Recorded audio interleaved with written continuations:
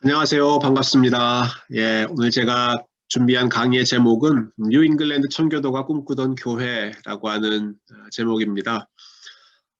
올해 2020년이 여러모로 의미가 있는 해인데요. 코로나 바이러스 때문에 온 세상이 신음하는 해로 올해가 기억되겠지만 역사적으로 보면 올해가 아주 중요한 사건을 기념하는 400주년 되는 해입니다. 이 앞에 보이는 사진은요. 미국의 USPS 우체국에서 최근에 발행한 우표입니다. 1620년 USA 이렇게 나와 있죠. 맨 밑에는 Mayflower in Plymouth Harbor. 많이 들어보셨을 거예요. Mayflower 호, 이 배를 타고 신대륙 뉴 잉글랜드 지역에 청교도들이 첫 발을 내딛었던 때가 정확히 1620년의 11월의 사건입니다. 그러니까 우리가 지금 살고 있는 시간으로부터 정확히 400년 전에 있었던 일이죠. 그래서 오늘은 이 400년 전에 일어났던 이 사건, 뉴 잉글랜드에 이주해 왔던 청교도들, 그들이 무엇을 위해서 왔고 어떤 교회를 꿈꾸었는지를 함께 살펴보려고 합니다. 제가 이번 강의에서 나누고 싶은 주제가 세 가지입니다. 먼저는 청교도란 누구인가? 그래서 영국 종교개혁부터 시작해서 청교도에 등장하는 과정을 잠깐 보고 싶고요. 두 번째로는 청교도들이 뉴 잉글랜드로 이주했던 이유는 무엇이었는가? 그리고 세 번째는 그들이 세우고자 했던 교회의 모습은 어떠했는가라고 하는 부분입니다. 먼저 인용문 하나를 제가 좀 나누고 싶은데요. 저희 교회 교역자들하고 저희가 일주일에 한 번씩 같이 모여서 이제 책을 읽고 같이 공부하는 모임이 있는데요. 최근에 읽고 있는 책 중에 달라스 윌라드라고 하는 아주 미국의 훌륭한 복음주의자이셨고 지금은 돌아가셨습니다마는 잊혀진 제자도라고 하는 책이 있습니다. 이 책에서 이야기하는 내용 가운데 오늘 아침에 같이 읽었던 내용이 좀 저에게 다가오는 부분이 있어서 잠깐 나누고 싶습니다. 우리의 문제는 다분히 흔히들 말하는 대로 우리가 머릿속에 있는 것을 가슴에까지 가져가지 못한 것이 아니다. 우리를 방해하는 것은 다분히 우리의 머릿속에 잘못된 신학이 많이 있고 그것이 가슴에까지 내려간 것이다. 그것이 우리 내면의 역동을 지배하고 있고 그래서 머리와 가슴은 심지어 말씀과 성령의 도움 속에서도 서로를 똑바로 잡아 끌지 못한다.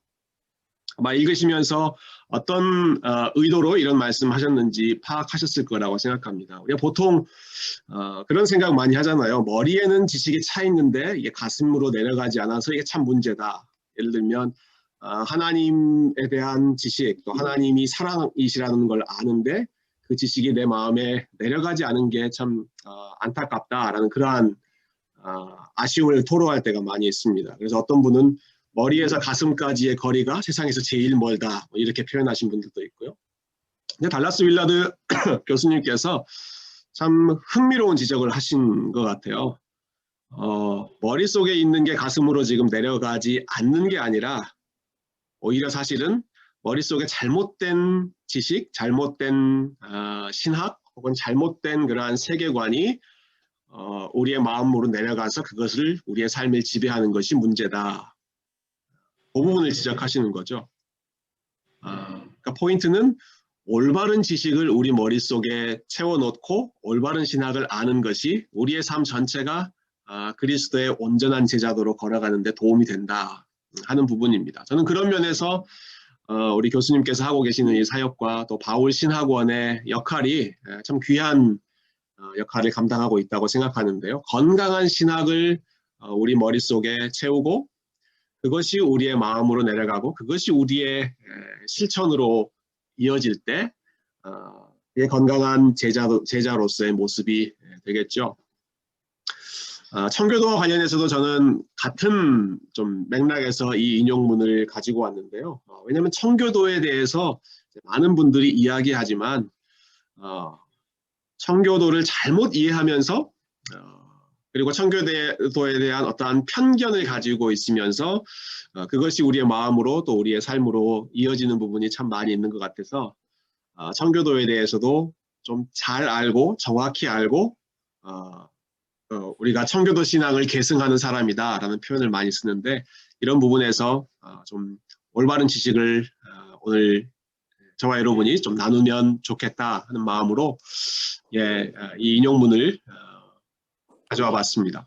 자, 그러면 청교도가 어떻게 시작했는가 저희가 좀 역사적인 흐름을 잠깐 간략하게 보면 좋겠는데요.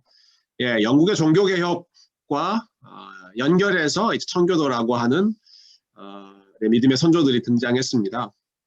영국의 종교개혁하면 이제 늘 떠오르는 이름이 이제 헨리 8세라고 하는 왕이죠. 이 헨리 8세가 종교개혁이 발생한 원인들에 대해서 여러 가지 이야기할 수 있지만 가장 현실적으로 대두가 되었던 문제는 헨리 8세의 결혼 문제, 이혼 문제였거든요.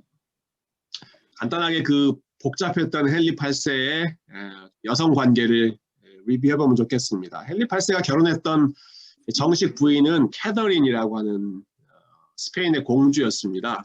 그런데 이 둘 사이에 딸이 한 명 태어납니다. 첫 번째 아이죠. 그 딸의 이름이 메리였는데요. 헨리 8세는 아들을 원했고 또 헨리 8세가 그 아들을 통해서 이제 왕위를 든든하게 세워가기를 원했는데 캐더린에게서는 메리 여자 아이만 태어난 것이죠. 물론 그 외에도 뭐 마음에 안 드는 이유들이 많이 있었을지 모르겠지만 표면상으로는 아들을 낳지 못하고 딸을 낳았다라고 하는 요것을 구실 삼아서 불만을 갖게 되고 그것으로 인해서 교황에게 당시에는 교황이 모든 뭐 결혼, 이혼 이런 것들을 다 총괄하고 있었으니까요. 결혼 무효 소송, 즉 이혼을 허락해주는 소송을 제기합니다. 그런데 교황이 이 헨리 8세의 요구를 허락하지 않습니다. 왜냐하면 앞에 잠깐 사진에서 나왔지만 이 캐더린이라고 하는 여인이 스페인의 공주였거든요. 스페인은 교황청의 가장 강력한 후원자였기 때문에 스페인의 공주와 이혼하는 이 소송을 허락해 줄 리가 없었겠죠. 그래서 헨리 8세가 이 반대에 부딪혔을 때 했던 결정은 본인이 교황청과 단절해버리고 이게 사실 영국은 유럽 대륙에서 지리상으로 이제 떨어져 있었기 때문에 그런 부분이 좀 더 쉬웠을 것 같아요. 교황청과 아예 단절해버리고 스스로를 영국 교회의 수장으로 선언해버립니다. 더 이상 우리는 이제 영국 교회는 로마에 있는 교황 밑에 있는 것이 아니라 왕이 교회의 머리가 돼서 내 밑에서 모든 영국 교회를 다스리겠다. 이렇게 해서 참 어떻게 보면 뭐 어떤 건강한 신학이나 뭐 성경이나 뭐 이런 거랑 상관없이 왕 개인의 어떤 이슈로 말미암아서 영국의 종교개혁이 시작되었습니다. 이것을 과연 종교개혁이라고 부를 수 있을까 좀 의아할 정도로 사실은 정치적인 그러한 이슈로 종교개혁이 시작됐지만 그러나 이것을 계기로 해서 그 후에 올바른 신학과 또 개혁자들의 사상이 들어오게 됐으니까 이것도 아주 중요한 하나의 계기가 되었다고 생각하는데요. 자, 그렇게 첫 번째 여인과 이제 이혼을 한 다음에 두 번째 아내로 맞이했던 사람이 앤 볼린인데 첫째 아내하고 이혼하게 된 계기가 남자아이를 낳지 못했다는 것 아니었습니까? 그러니까 이 앤 볼린을 통해서 아들을 낳기를 원했는데 그 사이에서 또 딸이 나옵니다. 엘리자베스라고 하는 딸이죠. 그래서 결국 또 앤 볼린이라고 하는 여인도 이러저러한 여러 누명을 씌워서 또 몰아내게 되고요. 그리고 나서 세 번째로 이 제인 세이모어라고 하는 여인과 결혼하고 드디어 거기서 이제 남자아이 에드워드라고 하는 아들이 태어납니다. 지금까지 봤던 세 명의 남자 하나 그리고 여자 둘, 아들 하나, 딸 둘 이렇게 나왔는데요. 이 사람들이 다 왕위에 오릅니다. 헨리 8세가 죽은 후에. 그 과정 속에 이제 영국 종교개혁이 마치 롤러코스터를 타는 것처럼 업앤다운을 크게 경험하는데요. 제일 먼저 왕위에 올랐던 사람은 아들이었으니까 에드워드 6세가 왕위에 오릅니다. 네, 이 왕이 에드워드 6세가 9살 때 왕위에 올라요. 굉장히 이른 나이죠. 그래서 성경에서 비슷한 나이에 그 왕이 됐던 이스라엘 왕 중에 한 사람이 요시아가 있죠. 그래서 이 에드워드 6세를 영국의 요시아다 이렇게 많이들 별명으로 불렀습니다. 비록 어린 나이에 왕위에 올랐지만 이 에드워드 6세를 서포트하는 그 신하들이 아주 좋은 신하들이 있어서 토마스 크랜머라고 하는 이 개혁가가 이 에드워드 6세의 후원을 입고 영국의 종교개혁 신앙을 하나씩 뿌리내리기 시작합니다. 그런데 영국은 조금 갑작스럽게 이 종교개혁이 시작된 상황이라 자체적으로 이렇게 신학을 가르치거나 훈련할 수 있는 그러한 좋은 그런 믿음의 지도자들이 많지 않았거든요. 그래서 이 에드워드 6세 기간에 유럽에 있는 종교개혁가들, 이미 그때 유럽에는 뭐 독일이나 스위스나 이런 지역은 종교개혁이 한 30년, 40년 이미 발전하고 있는 상황이었으니까요. 그때 그 사람들을 초청해서 영국의 교회를 올바르게 세워가려고 시도하던 찰나에 안타깝게도 에드워드 6세가 왕위에 오른 지 6년 만에 세상을 뜹니다. 질병으로 인해서 죽게 되죠. 그리고 나서 이제 왕위에 오른 사람이 첫 번째 딸이었던 메리 여왕입니다. 기억하시죠? 스페인의 공주였던 캐더린의 딸이었던 사람이죠. 이 메리는 여러 가지 면에서 한이 있는 여인이라고 여러분 보시면 좋을 것 같습니다. 왜냐하면 어머니가 아버지 헨리 8세에 의해서 강제로 폐위당하고요. 또 본인이 제일 먼저 태어났지만 왕위에 오르지 못했던 그런 사람이었고요.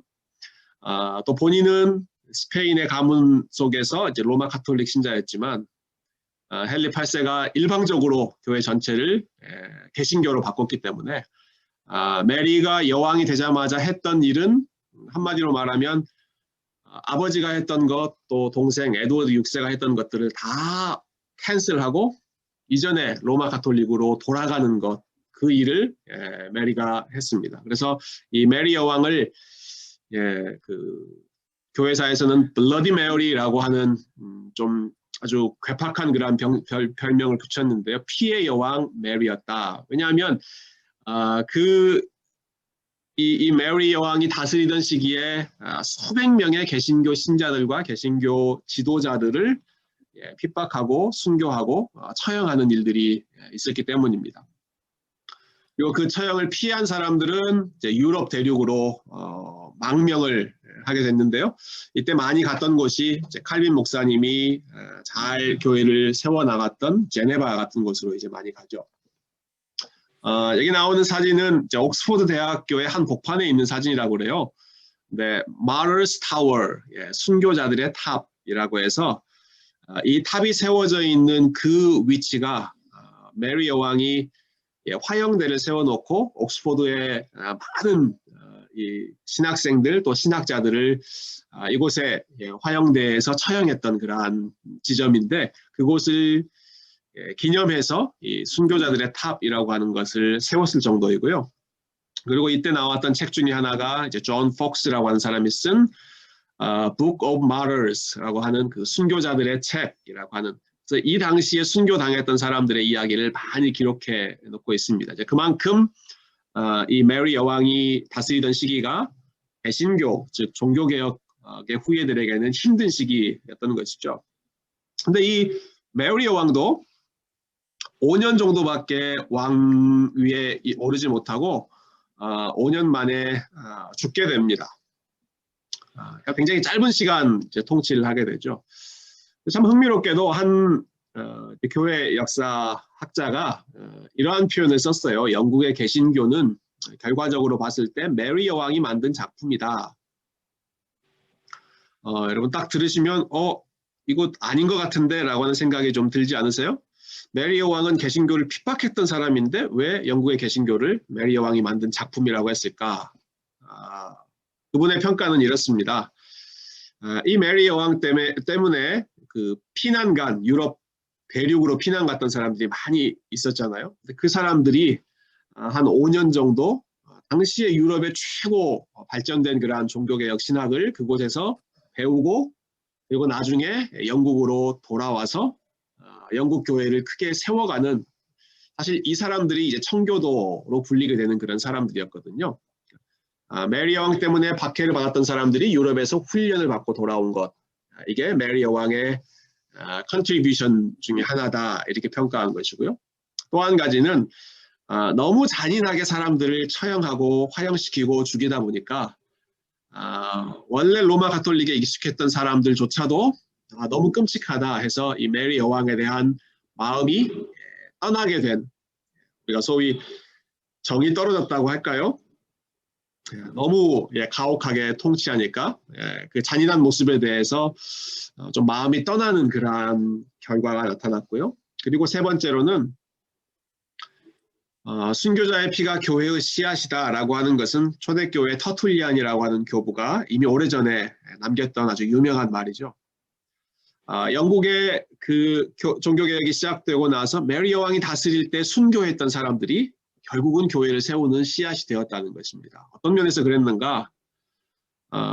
조금 전에 제가 잠깐 설명한 것처럼 그러니까 영국의 종교개혁은 뭐 왕의 어떤 개인적인 이슈로 인해서 좀 발생한 부분이 많거든요. 신앙적인 이슈 때문에 생겼다기보다는 좀 정치적인 이슈, 또 거기에 이제 경제적인 이슈 이런 것들이 뒤섞여서 어떻게 보면 좀 우발적으로 생긴 것이 종교개혁이었는데, 이 메리 여왕 때 핍박받았던 사람들, 또 처형당하면서도 끝까지 종교개혁의 신앙, 또 성경 중심의 신앙을 포기하지 않고 끝까지 그 순교를 감당했던 사람들이 한 200명, 300명가량 됐는데, 그 사람들의 모습을 보면서 사람들이 아니 저 사람들이 생명을 포기할 정도로까지 지키고자 하는 그러한 생각이라면, 그러한 진리라면 저것은 진정성이 있는 신학이다.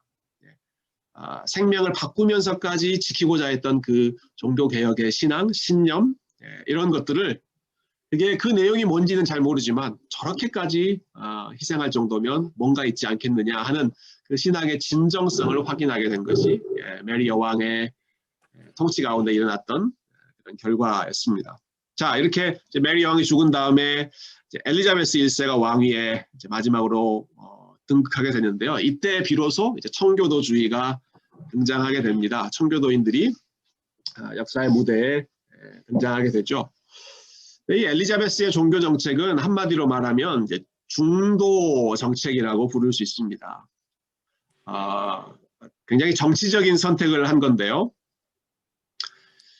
엘리자베스가 보기에 그 전에 처음으로 이제 종교개혁을 이끌었던 에드워드 6세 때는 완전히 나라가 개신교로 가고, 반면에 이 메리가 또 다스릴 때는 완전히 나라가 로마 카톨릭으로 가고, 이렇게 양극단으로 왔다 갔다 하면서 많은 사람들이 희생을 당하고 사회가 정치가 혼란스럽다 보니까 그 양쪽을 좀 진정시키기 위해서 애매한 중도 정책을 시행하는 것입니다. 그 핵심은 교리는 개신교를 유지하는데 형식은 로마 가톨릭을 그대로 따른다. 이렇게 심플하게 표현할 수 있을 것 같아요. 그래서 주일날 설교하는 것, 또 교회에서 공식적으로 고백하는 어떤 신앙 고백 문서 이런 거는 우리가 믿음으로 의롭다함 받는다 하는 이신칭의라든지 오직 예수님만 유일한 중보자이다 라고 하는 그러한 종교개혁의 내용을 포함하고 있지만, 그러나 예배를 드리는 방식이나 교회를 운영하는 시스템이나 특별히 로마 교회처럼 교황부터 시작해서 모든 것이 위계질서가 확실한 그러한 조직이라든지 이러한 것들, 또 예배당의 분위기라든지 이런 것들은 로마 가톨릭을 그대로 유지하고 있었던 것이죠. 뭐 그 중에 몇 가지를 꼽으라고 하면 방금 말씀드린 것에 추가해서 성직자들의 복장 역시도 종교개혁가들은 성직자들의 복장을 굉장히 심플하게 주장했거든요.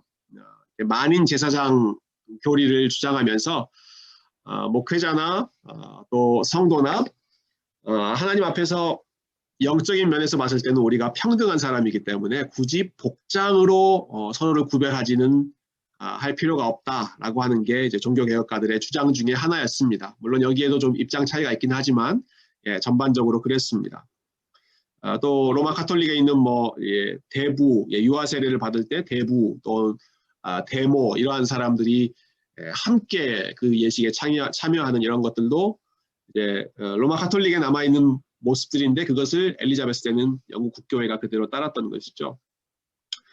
그래서 역시 어떤 한 신학자가 이 당시에 영국 교회의 모습을 이렇게 표현했는데 너무 탁월한 것 같아요. 눈을 감고 듣고 있으면 개신교처럼 들리고 눈을 뜨고 보면 로마 가톨릭처럼 보이는 게 엘리자베스 시대의 영국 교회의 모습이었다. 여러분 좀 그려지십니까? 눈을 감고 설교만 들으면, 가르침만 들으면, 혹은 기도하는 내용만 들으면 개신교처럼 들리는데요.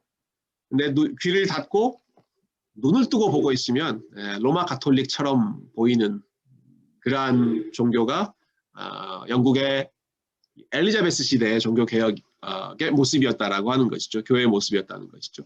제가 몇 가지 사진을 좀 여러분 보여드리고 싶어요. 이 사진은 저하고 한때 신학교에서 같이 공부했던 이제 왼쪽에 여성인 노리코라고 하는 자매님인데요. 이분이 올랜도에서 이제 공부하고 나서 이제 영국으로 아닙니다. 일본으로 돌아갔는데 일본으로 돌아가서 일본은 이제 교회들이 많지 않기 때문에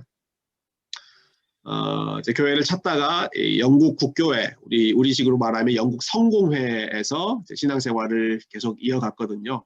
일단 거기가 교리적으로는 개신교니까 그쪽으로 가서 신앙생활을 이어갔는데 거기서 이제 본인이 찍었던 사진들을 몇 개 저한테 이제 보내주더라고요. 뭐 위에 뭐 십자가, 예수님 달려 있는 그런 십자가도 있고, 그 다음에 이제 같이 찍었던 뭐 교회 스태프들하고 같이 찍었던 사진인데 가운데 보시면 아주 위험 있게 뭐 봉도 들고 계시고 아주 금빛 찬란한 옷을 입고 계신 분이 있죠.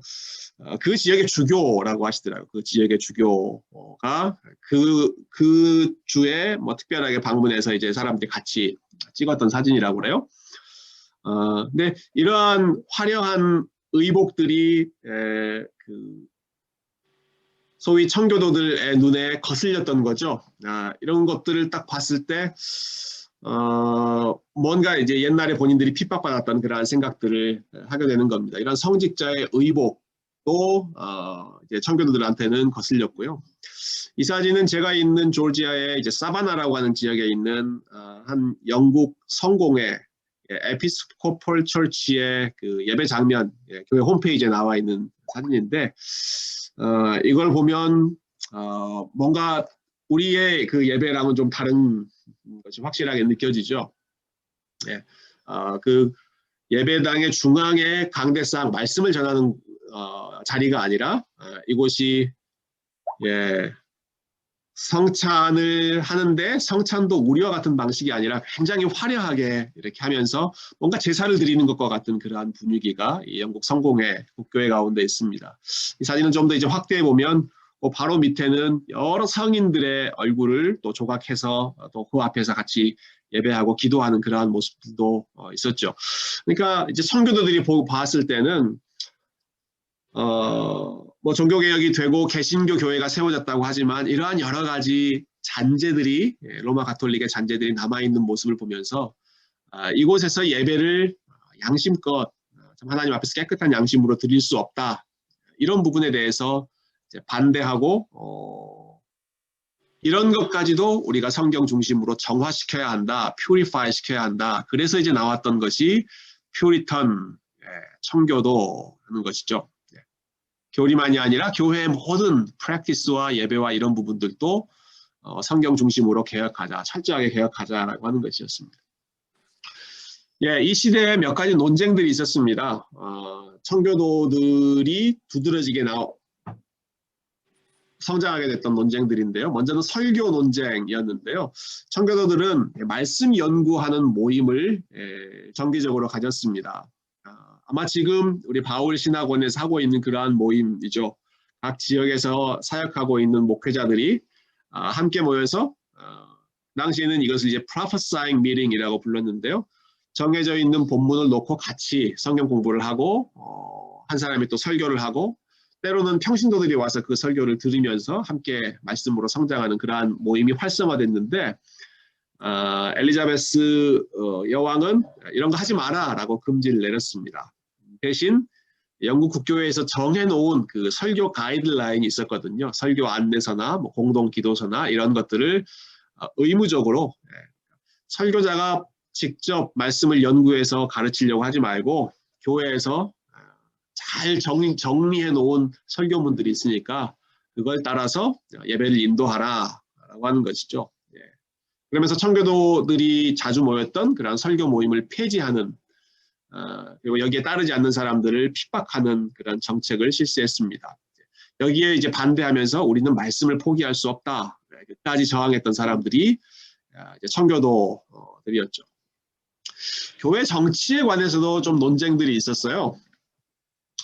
이제 교회의 어떤 구도, 교회 조직과 관련해서 그 당시 1570년대 청교도였던 토마스 카트라이트라고 하는 분은 사도행전을 가르치면서 다음과 같은 주장을 좀 펼쳤는데요. 이제 주교제도, 감독제도 이런 것은 성경에 근거가 있는 게 아니기 때문에 폐지되어야 한다라고 하는 주장도 했고요. 당시에는 이제 뭐 교회 관련해서 직분자 직책이 너무나 많이 있었는데 교회 직분은 신약 성경에서 가르치는 것처럼 장로와 집사직으로 제한하자. 또 장로는 순수하게 영적인 기능만 담당하고 집사는 가난한 자를 구제하는 일에 힘쓰는 것이 옳다. 목사는 자기가 목양하는 지교회를 가져야 하며 목사가 막 정치하거나 뭐 여러 가지 일에 연루되지 않고 자기가 순수하게 목양하는 한 교회를 담당해야 한다라고 하는 겁니다.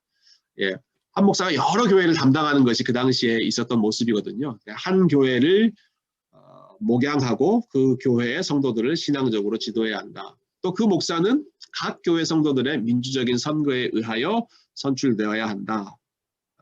위에서 주교가 밑에 사람을 임명해서 보내는 그러한 상하의 조직이 아니라 각 교회 성도들이 본인의 목회자를 검증하고 인터뷰하고 선출할 수 있는 그러한 자유가 주어져야 한다라는 것입니다. 이런 내용들은 사실 요즘 우리 시대에는 별로 그렇게 크게 어트랙티브하지 않은 뭐 너무 우리가 요즘에 하고 있는 것과 같은 모습인데요. 근데 그러나 그 당시에는 이것이 이루어지지 않았던 상황이어서 이러한 주장을 한다는 것이 굉장히 아주 파격적인 모습이었습니다. 그래서 이러한 주장을 하는 청교도들에 대해서 교회 정치에 관한 부분이든지 설교를 강조하는 부분이라든지 이러한 목소리를 내는 청교도들에 대해서 아주 대대적인 박해를 가했습니다. 자, 이제 미국 청교도의 이야기로 이제 넘어가게 되겠는데요. 엘리자베스 여왕은 결혼을 하지 않고 죽었기 때문에 후계자가 없었는데 이제 그 다음에 왔던 사람이 제임스 1세입니다. 이 제임스 1세는 원래 영국 왕이 되기 전에 스코틀랜드의 국왕이었거든요. 스코틀랜드는 지금도 그렇지만 이제 영국과 스코틀랜드, 스코틀랜드 이제 독립, 분리 이러한 주민 투표도 하고 그랬었죠. 영국하고는 분위기가 좀 많이 달랐는데 스코틀랜드는 이미 종교 개혁이 좀 잘 정착돼 있고 장로교회가 잘 정착돼 있어서 청교도들은 내심 기대하는 바가 있었습니다. 이 제임스 1세가 오면 그 사람은 장로교회에서 성장한 사람이니까 우리와 신앙의 색깔이 맞을 것이다. 우리 청교도들의 요구를 잘 들어줄 것이다. 하고 자기 편일 줄 알고 기대를 했는데 그래서 1604년에 부임하고 청교도들과 이 왕이 함께 만나서 컨퍼런스를 하는 햄튼 코트 컨퍼런스라고 하는 이 모임에서 청교도들이 여러 가지 요구를 합니다. 이런 부분들이 개혁되어야 합니다. 이런 부분들이 바뀌어야 합니다. 그런데 제임스 1세가 거의 다 거부를 했습니다. 나는 바꾸지 않겠다. 지금 영국의 엘리자베스 시대에 있었던 그 교회의 모습 그대로 유지하겠다. 이렇게 주장을 하고 나서니까 그때까지 참고 견뎌왔던 이제 청교도들이 하나 둘 영국 국교회를 떠나는 그런 결단을 하기 시작합니다. 그래서 최초로 1607년에 이제 분리주의 청교도들이 영국 교회에 남아있지 않고 본인들이 따로 교회를 세우기 시작했는데요. 그렇게 따로 나왔던 사람들을 영국 교회와 또 영국 국가가 가만히 놔두지 않았기 때문에 이 사람들이 신앙의 자유를 찾아서 먼저 떠나는 곳은 네덜란드였습니다. 네덜란드가 지금도 사실 유럽에서 가장 관용적인 그런 나라이지만 그 당시에도 네덜란드가 어떤 종교의 자유, 학문의 자유 이런 것들을 가장 먼저 주장했던 나라였거든요. 그래서 이 청교도들이 영국에서 먼저 네덜란드로 이주하고요. 그리고 떠나지 않았던 사람들은 우리가 영국 국교에 남아 있어야 되느냐 아니면 떠나야 하느냐를 놓고 많은 사람들이 갈등하게 되죠. 그러한 논쟁은 향후 한 10년, 20년 동안 계속 지속되는데요. 자, 우리가 지금 이제 1620년에 신대륙에 도착했던 그 청교도, 첫 번째 청교도를 기념하는 것이지 않습니까? 이 사람들이 9월 6일에 네덜란드 레이든이라고 하는 도시에서 메이플라워 호를 타고 신대륙으로 출발했습니다. 그러니까 이 사람들이 영국에서 출발한 게 아니라 네덜란드에서 이 메이플라워 호를 탔거든요. 그러니까 이 네덜란드로 한 10년 정도 이민 생활을 하면서 다시 이 사람들이 이제 미국으로 떠나기로 결정을 한 것이죠. 그러면 신대륙으로 이주하게 된 이유는 뭔가 여러 가지 이유들을 학자들이 제시합니다. 경제적인 이유를 제시하는 부분들도 있습니다. 이 사람들이 이제 영국에 살다가 네덜란드로 와서 한 10년 정도 살았는데 이제 경제적으로 네덜란드에서 주류에 끼어들 수 없다라고 하는 그런 한계도 보고 또 그 당시에 여러 가지 또 네덜란드의 경제적인 상황도 안 좋고 가뭄도 있고 하는 이러한 부분에서 탈출구를 찾아서 미국으로 떠났다라고 하는 부분도 있고요. 신앙적인 이유, 이거 굉장히 중요하죠. 신앙적인 이유. 영국에 있을 때 보지 못했던, 네덜란드로 와서 보니까 여기가 너무 자유롭게 신앙생활을 하는 것입니다. 그러니까 영국에서 했던 것만큼 충분히 짐작하실 수 있을 것 같아요. 영국의 국교회를 본인들이 떠나서 교회를 세웠을 정도면 얼마나 이 사람들은 지금 신앙적인 부분에 투철한 그런 사람입니까? 헌신되어 있는 사람인데 네덜란드에서 와서 보니까 이 사람들은 주일 성수도 그렇게 철저하게 하지 않고 하나님 말씀 철저하게 지키는 것도 그렇게 투철하지 않아서 여기에 있다가는 우리도 이러한 느슨한 분위기에 물들겠다 하는 염려를 하게 됩니다. 그리고 한 가지 정말 흥미로운 부분은 자녀들 때문에 이민을 결정한, 자녀들 때문에 대서양을 건너서 미국으로 오게 된 그러한 이유가 굉장히 컸다고 합니다. 오늘날도 미국에 이민 오시는 분들 중에 이제 자녀 교육 때문에 오시는 분들 적지 않죠. 근데 이 당시에 이 네덜란드를 떠났던 영국 청교도들이 자녀 교육의 문제로 미국을 선택했다라고 하는 부분입니다. 근데 이때 그 자녀 교육을 추구했다라고 하는 것은 어떤 좋은 학교나 좋은 좋은 시스템을 찾아 나선 것이 아니라 여러분 400년 전에 미국은 지금의 미국이 아니죠. 지금은 우리가 많은 분들이 아메리칸 드림을 찾아서 오지만 그 당시의 미국은 당시의 영국이나 네덜란드에 비해서 도저히 비교할 수 없을 정도로 낙후되어 있는 곳입니다. 그럼에도 불구하고 이 사람들이 영국에서의 삶, 또 이 네덜란드에서의 삶을 포기하고 미국으로 왔을 때에는 이것을 선택하기 위해서 그만큼 희생했던 것들이 굉장히 많이 있었는데 그 중에 하나는 굉장히 풍요로웠던 삶을 희생한 것이고 특별히 이제 자녀 교육을 위해서 미국으로 왔다라고 했을 때 그 자녀 교육은 세속적인 어떤 성공을 위한 자녀 교육이 아니라 이 아이들을 신앙적으로 키워야겠다라고 하는 그 자녀 교육, 신앙적인 열심이 이민의 동인이 되었던 것이죠. 이 당시 아주 흥미로운 기록이 있어요. 윌리엄 브래드포드라고 하는 처음에 정착해서 이 플리머스 컬론이라고 우리가 부를 수 있겠죠. 그 지역의 거버너 역할을 한 30년 정도 했던 사람이 처음에 왔을 때의 상황을 기록해 놓고 있는데요.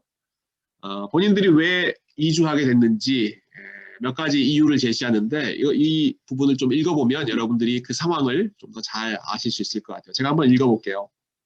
첫 번째 이유는 레이든과 네덜란드에서의 삶이 힘들었기 때문이다. 과도한 노동과 싼 임금, 그리고 기타 불편함을 견뎌낼 수가 없었다. 어떤 사람들은 이러한 고단함 때문에 네덜란드에서의 자유보다 영국에서의 감옥을 선택하겠다는 말도 할 정도였다. 두 번째 이유는 비록 이러한 현재 어려움을 참아낸다고 할지라도 앞으로 더 큰 어려움이 예상되었기 때문이다. 전쟁과 기근으로 인해 앞으로 수년 내에 큰 위기가 닥칠 것이라는 불안감이 점점 커져갔다. 이러한 사회적인 분위기가 이민을 결정하게 했다는 것이죠. 세 번째 이유는 그들의 사랑스러운 자녀들 때문이었다.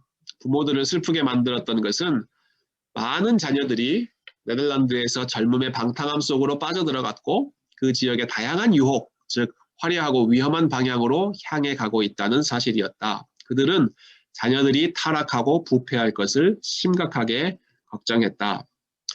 저는 이 부분 읽으면서 굉장히 큰 도전을 좀 받았습니다. 감동을 좀 받았는데요. 뭐 조금 전에도 말씀드렸지만 당시의 네덜란드는 학문적으로 제일 뛰어난 지역입니다. 레이든이라고 하는 대학, 유럽에서 가장 좋은 대학이었습니다.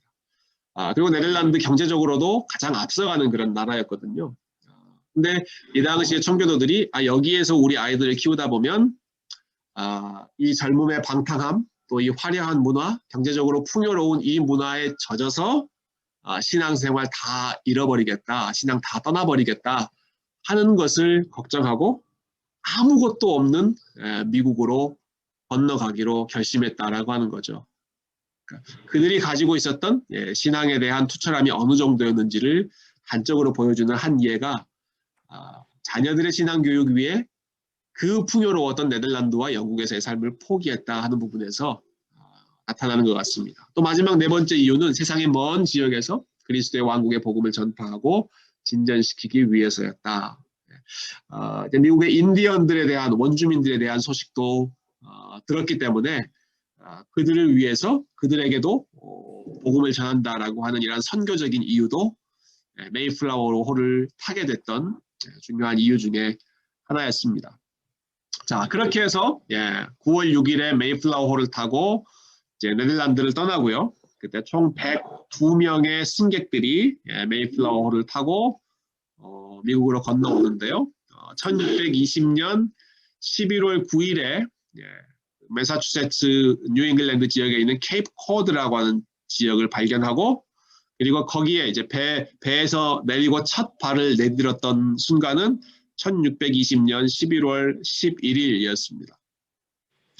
바로 지난주였죠. 바로 지난주가 처음으로 뉴잉글랜드의 청교도들이 발을 내딛었던 400주년이 되는 그러한 아주 유서 깊은 그러한 시간이었습니다. 근데 오자마자 와서 도착해서 뭐 길이 잘 열린 것이 아니라 굉장히 힘든 시간을 보냈어요. 도착하자마자 이 청교도들이 어려움을 많이 겪었는데요. 조금 전에 인용했던 그 윌리엄 브래드포드의 그 회고록에 보면 그 당시의 상황을 이렇게 묘사하고 있습니다. 하지만 가장 슬프고 안타까운 일은 이곳에 도착한 지 2개월 혹은 3개월 만에 절반 정도의 사람들이 죽게 되었다는 것이다. 특히 1월과 2월에 혹독한 추위와 열악한 주거 환경, 기타 질병으로 인해 2, 3일에 한 명씩 죽음을 맞이했고 결국 50명 정도만 남게 되었다. 참 가슴 아픈 기록이죠, 여러분. 100여 명 정도가 배를 타고 큰 결단을 하고 대서양을 건너서 왔는데 2, 3일에 한 명씩 사람들이 죽게 되는 것입니다. 뉴잉글랜드의 추위, 또 질병, 또 이제 막 와서 어디 몸을 녹일 수 있는 주거 환경도 변변치 않았겠죠. 그래서 3개월 안에 50명이 죽게 됩니다. 이 기록으로만 봐서 우리가 좀 그냥 넘어가기 쉬운데요. 그 상황을 한번 생각해 본다면 그렇게 많은 것들을 포기하고 정말 하나님 앞에 맡기고 왔는데 와서 경험하는 현실이 이와 같이 혹독했다 하는 부분은 얼마나 이 미국이 처음 시작했을 때 청교도들이 참 어려움 가운데에서 그 첫 발을 내딛었는가 하는 것들을 알 수 있겠죠. 자, 그렇게 해서 많은 사람들이 생명도 잃고 참 열악한 환경에서 시작하면서 1년을 보내게 됩니다. 그 사이에 처음으로 농사를 짓고 처음으로 집을 짓고 처음으로 이제 식량을 구하면서 생활이 정착하게 되었던 것이죠. 그렇게 해서 맞이한 11월이 The First Thanksgiving입니다. 그러니까 이러한 역사적인 배경과 상황, 또 처음 겪었던 그 어려움을 생각해 보시고 그들이 첫 해에 미지의 세계에서 얼마나 두려운 그러한 상황을 살았을 것인지를 우리가 상상해 본다면 그들이 첫 농사를 마치고 맞이했던 이 첫 번째 땡스기빙 때 얼마나 참 감격스러운 마음으로 하나님 앞에 예배를 드렸을까. 이것이 우리가 지금까지도 지키고 있는 그 땡스기빙 데이의 첫 번째 시작이죠. 그러니까 사실 올해는 그 신대륙의 뉴잉글랜드 청교도들이 처음 발을 내딛었던 400주년이고요. 내년은 땡스기빙 400주년이 됩니다. 그러니까 내년에도 아주 의미 있는 그러한 시간이 되겠죠. 이때 또 기록이 하나 있더라고요. 이 에드워드 윈슬로우라고 하는 그 당시에 그곳에 함께 있었던 청교도 중에 한 사람이 이때 분위기를 저널로 남겼습니다. 제가 한번 읽어볼게요. 우리가 거둔 옥수수는 풍성했습니다. 하나님께 찬양을 드립니다. 우리는 인디안 옥수수를 넉넉하게 거두었고 오리 농사도 잘 됐습니다. 추수가 진행되는 동안 4명의 남자들이 오리를 잡으러 나갔고 오리뿐 아니라 야생 칠면조도 많이 잡았습니다. 그래서 우리는 훨씬 더 특별한 방식으로 함께 기뻐할 수 있었습니다. 4사람이 잡은 칠면조는 넉넉해서 우리가 거의 일주일 동안 먹을 수 있을 정도였습니다. 지금도 우리가 터키 먹는 이유가 이 사람들 때문이겠죠. 이 기간에 우리는 가까운 지역의 인디언들을 함께 초청했는데 그곳의 추장을 비롯하여 90여 명의 인디언들과 3일간 잔치를 벌였습니다. 처음 도착하자마자 그렇게 어려운 시간 보내고 1년 동안 옥수수 농사 지으면서 서바이브 하게 되고 그리고 첫 수확물을 얻게 되었을 때 자기들끼리도 한 일주일 정도 잔치를 벌이고요. 그때 물고기도 잡고 칠면조도 잡고 그 자리에 주변의 원주민들, 인디언들까지 함께 초대해서 3일간 잔치를 벌이면서 하나님 앞에 감사했던 그 시간이, 그 사건이 첫 번째 땡스기빙. 다음 주에 여러분 각 가정에서 또 교회에서 추수감사주일로 땡스기빙 데이로 보내실 텐데요. 이러한 맥락에서 이 땡스기빙 데이가 유래했다라고 하는 것 생각해 보시면 사실 올해 같은 경우 참 막막한 해였지 않습니까? 2020년 코로나 때문에 많은 것들이 답답한 그런 상황이었는데 어떤 면에서 보면 첫 번째 땡스기빙 데이와 좀 비슷한 부분이 있지 않을까 싶어요. 불확실함, 답답함, 예상치 못했던 어려움, 그럼에도 불구하고 한 해 동안 함께 해주셨던 그 하나님의 은혜를 기억하면서 감사할 수 있는 그러한 땡스기빙 데이가 되었으면 좋겠습니다. 이렇게 처음 온 사람들이 1620년이었고요. 이때는 사실 소수의 청교도들이 왔습니다. 다수 주류 청교도들이 아니라 사실은 소수의 청교도들인데 그 후에 한 10년 정도가 지나면 1630년대에 소위 The Great Migration이라고 하는 시기가 열립니다. 위대한 이주의 시대. 처음에는 메이플라워 타고 한 100명 정도 오는 정도 수준이었지만 1630년대에는 영국에서 2만 1000명 정도의 청교도들을 영국 사람들이 건너오게 됩니다. 굉장히 힘든 결정이었습니다. 앞에서 말씀드린 것처럼 도착하자마자 절반 이상이 생명을 잃는 그러한 사건들도 아마 이 사람들이 지금 다 듣고 그만큼 위험한 곳이다라고 하는 것을 알았을 텐데도 불구하고 이때는 주류 목회자들, 선교도들 중에 아주 유명했던 존 커튼 같은 목사님도 1630년대에 신대륙으로 오게 되고요. 정치인 중에는 존 윈트롭이라고 하는 아주 유명한 또 영향력 있는 정치인도 1630년대 이제 영국을 떠나서 미국으로 오게 되는데요. 그렇다면 왜 1630년대에 이렇게 많은 사람들 대이주가 활발하게 일어났을까 하는 부분은 잠시 5분 쉬었다가 5분간 쉬었다가 그 다음 두 번째 내용에서 함께 살펴보도록 하겠습니다. 자, 이제 1630년대에 대이주가 활발히 일어났던 그 이유에 대해서 잠깐 나눠보죠. 자, 1630년대 상황 잠깐 보면요. 제임스 1세가 죽은 다음에 이제 찰스 1세가 왕위에 오르는데 이 당시에 영국 청교도들에 대한 핍박이 아주 클라이맥스에 올랐습니다. 찰스 1세는 왕위에 오르자마자 프랑스의 공주와 결혼하는데 역시 프랑스도 가톨릭 국가였기 때문에 이 결혼에 대해서 아주 의혹의 눈초리로 보는 사람들이 굉장히 많이 있었습니다. 그리고 나서 이 왕이 하는 일 중에 여러 가지 일들이 청교도들이 이렇게 못마땅해 하는 그러한 일들이 많이 있었어요. 예를 들면 교회 예배당의 구조가 그전에는 설교하는 강대상이 제일 가운데였다면 그것들을 다 사이드로 치우고 거기에 아주 커다란 성찬대를 만드는데 마치 제사를 지내는 것처럼 그렇게 화려하게 꾸며서 교회 예배당을 바꾼다든지 또 설교를 자유롭게 하지 못하게 하고 영국 국교에서 정해놓은 그 기도문이나 설교문만 의무적으로 사용하게 한다든지 하면서 여기에 순응하지 않는 목회자들은 청교도 목회자들의 많은 사람들을 목회지에서 추방시켜버렸습니다. 사실 그때까지 청교도적인 성향을 가졌던 목사님들이 갈등을 많이 했습니다. 교회 안에 남아있을 것인가 아니면 나가야 하는가, 우리가 분리주의의 길을 택해야 하는가. 그러면서도 교회를 떠나지 못했던 이유 중에 하나는 성도들에 대한 책임감 때문이었거든요. 양심에 좀 충돌하는 그런 부분들이 있지만 본인들까지 떠나면 성도들에게 말씀을 공급할 수 있는 사람이 없다라고 하는 그러한 책임감 때문에, 목회적인 책임감 때문에 끝까지 그곳에 남아있으려고 했었는데 지금은 이제 교회에서 이 사람들을 몰아내버리는 것이죠. 찰스 1세와 영국 국교회의 고위 성직자들이 이러이러한 그 가이드라인을 따르지 않으면 목회지에서 추방시켜 버렸습니다. 그래서 많은 청교도 목사들이 이 당시에 추방당하게 됐죠. 목회지에서 더 이상 사역하지 못하도록 일방적으로 해고 통보를 받는 것입니다. 1629년이 또 아주 의미 있는 시간인데요.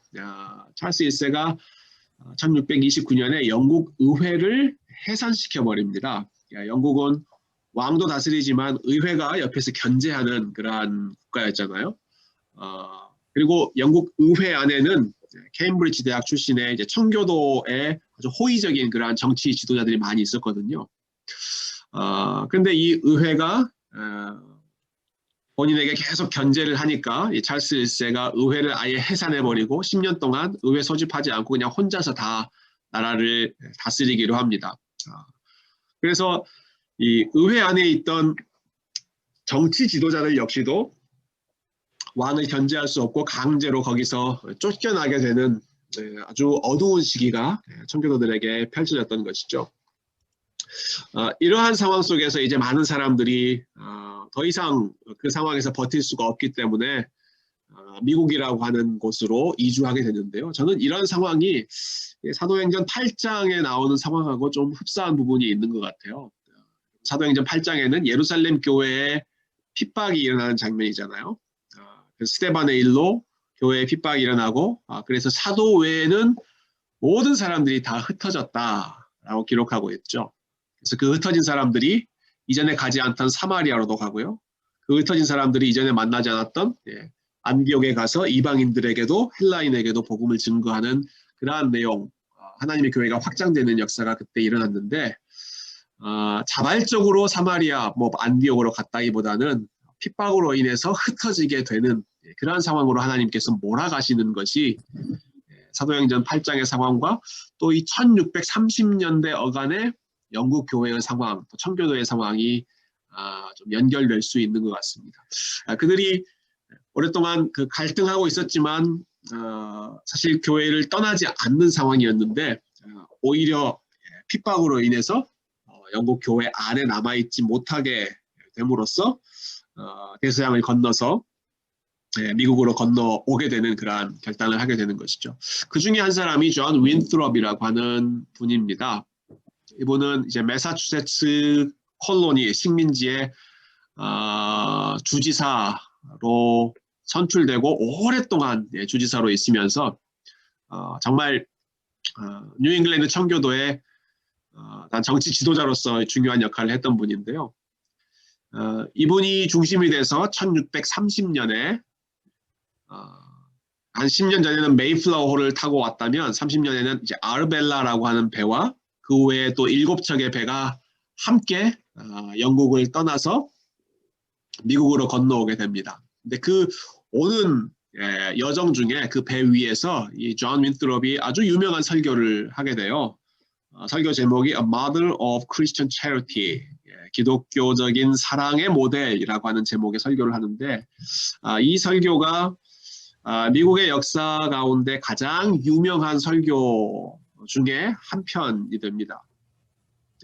미국 사람들이 가장 유명한 설교하면 마틴 루터 킹 목사님의 I have a dream 꼽을 수 있고요. 또 조나단 에드워즈가 했던 하나님의 손안에 진노하신 하나님 손안에 달려있는 죄인 이러한 설교들이 꼽힐 텐데 특히 이 존 윈트롭이 했던 설교가 아주 영향력 있는 많은 사람들이 회자에게 회자되는 그런 설교입니다. 그 설교 한 부분 제가 한번 읽어볼게요.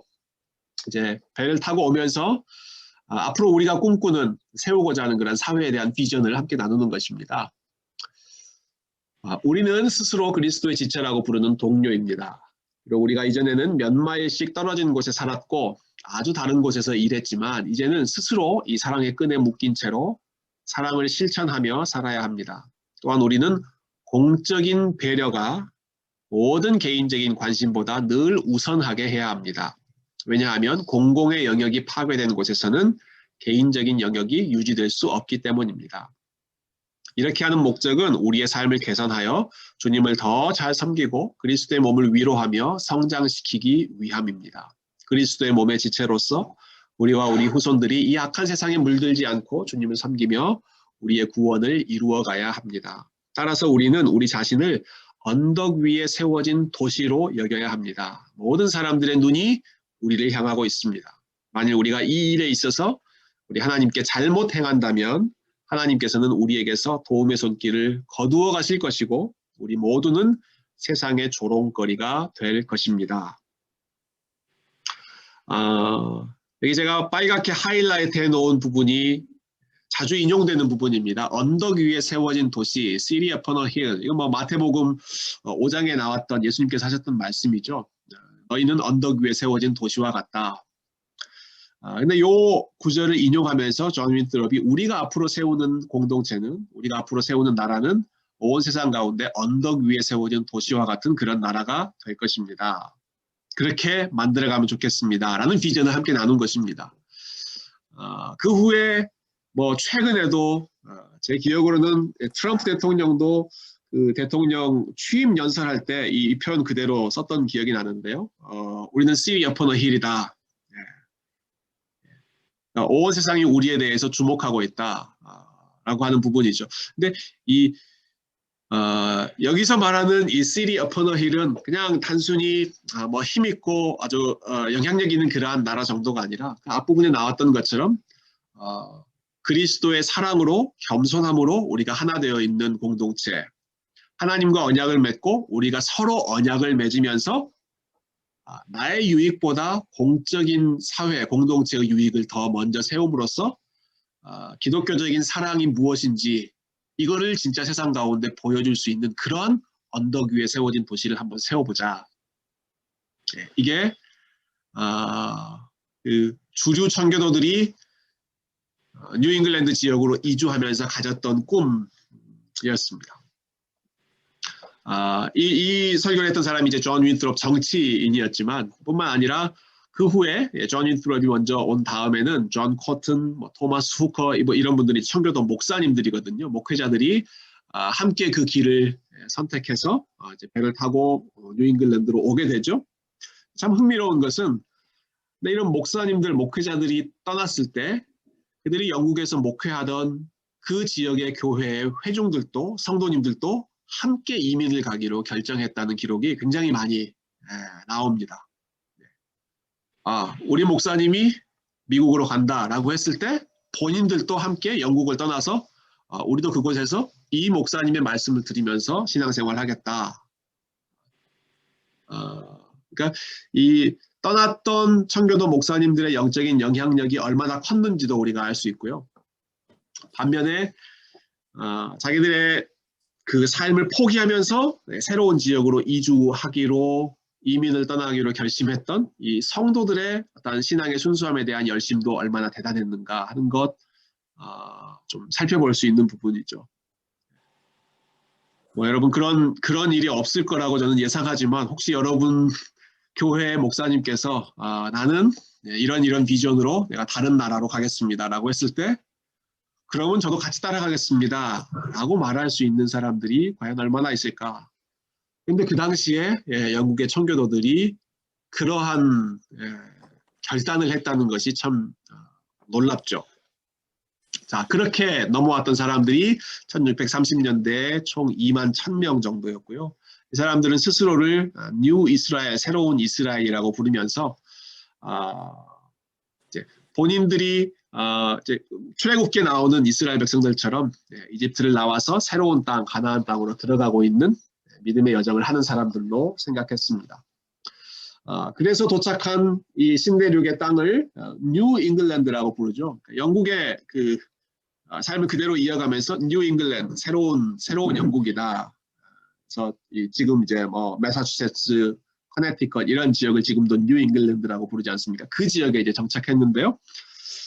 그래서 뉴 잉글랜드라고 부르면서 본인들이 하나씩 이제 마을을 세울 때마다 영국에서 살던 마을 이름을 붙였어요. 그래서 지금 버스턴이라고 하는 것, 영국에 원래 있던 도시입니다. 존 커튼이 목회했던 지역이 버스턴이라고 하는 지역이죠. 케임브리지, 아주 유명한 영국의 그 대학 도시잖아요.